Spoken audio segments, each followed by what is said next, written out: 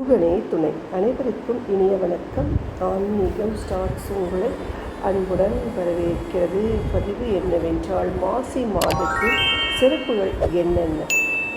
மாசி மாதத்தில் வருகிற ஏகாதசியில் விரதம் இருப்பது மகா புண்ணியம்.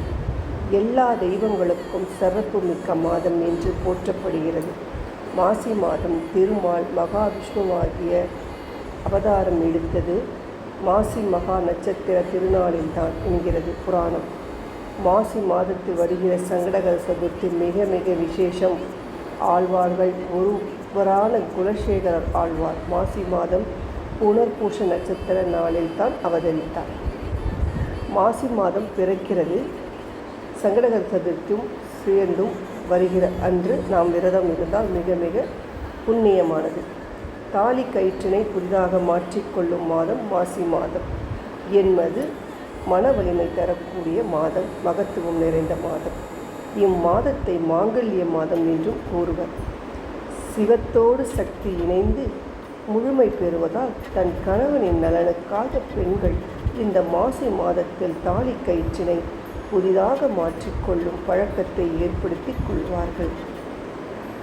இந்தியாவில் உள்ள அனைத்து புண்ணிய தீர்த்தங்களிலும் சமுத்திரக்கரையிலும் புனித நதிகளையும் மாசி மாதத்தில் அமிர்தம் நிறைந்திருப்பதாக புராணங்கள் கூறுகின்றன.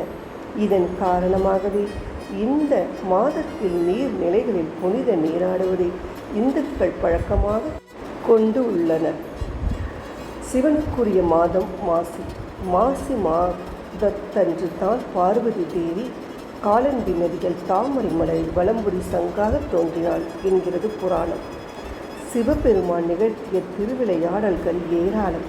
இப்படியான திருவிளையாடல்கள் பலவற்றை நிகழ்த்துகிறது மாசி மாதத்தில் தான். எனவே மாசி மாதம் முழுவதுமே சிவ வழிபாட்டுக்குரிய மாதம் என்று போற்றுகிறார்கள் பக்தர்கள்.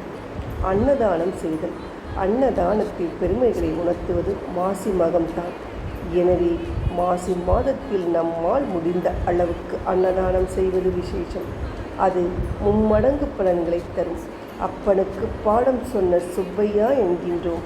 மாசி மாத பூச நட்சத்திர தினத்தில் தான் முருகப்பெருமான் சுவாமி மலையில் தன் தந்தை சிவபெருமானுக்கு உபதேசம் செய்தார்.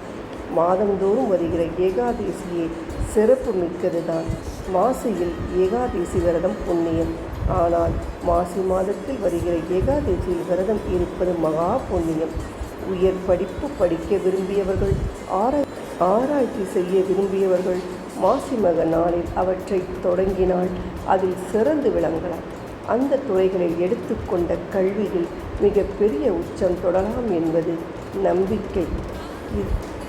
இந்த மாதத்தில் வரும் சிவராத்திரியை மகா சிவராத்திரி என்கிறோம். சூரிய பகவான் கும்பராசியில் பயணம் செய்யும் மாசி மாதத்தில் தான் சிவராத்திரி கொண்டாடப்படுகிறது. தேய்பிறை சதுர்த்தி நாளில் முதல் நாள் மாலை துவங்கி அடுத்த நாள் காலை வரை சிவனுக்கு தொடர்ந்து 4 கால பூஜைகள் செய்யப்படும் என்பது குறிப்பிடத்தக்கது. இதுதான் மாசி மாதத்தின் சிறப்புகளை பற்றி தெரிந்து கொண்டோம். நன்றி, வணக்கம்.